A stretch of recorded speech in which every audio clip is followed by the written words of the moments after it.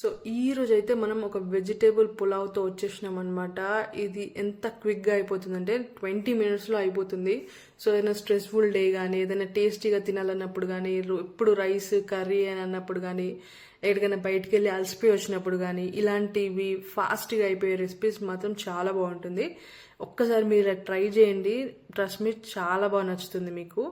నేనైతే మస్తు ఎంజాయ్ చేసిన దీన్ని. చిల్ రైతాతో ఎంజాయ్ చేయండి, ఏం కర్రీ అవసరం లేదు పక్కకి.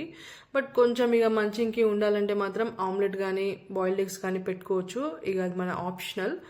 సో ఈ వీడియో అనేది ఫుల్ రెసిపీ మొత్తం నేను మన ఛానల్లో అయితే అప్లోడ్ చేశాను, ఒకసారి వెళ్ళి చూడండి. నచ్చితే మీరు కూడా ట్రై చేసి ఎలా వచ్చిందో నాకు చెప్పండి. అండ్ మన ఛానల్ని సబ్స్క్రైబ్ చేయడం మాత్రం మర్చిపోకండి.